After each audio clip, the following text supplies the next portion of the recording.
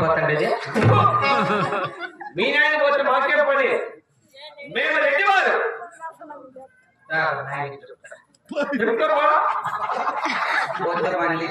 అన్నాడు వాడు చెప్పుకోమా మేము రెడ్డివాడు తాగినప్పుడు చెప్తానే కదా ఎప్పుడు చెప్పద్దు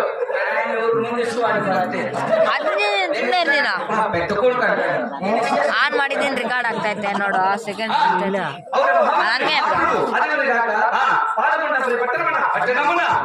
పాల్గొండ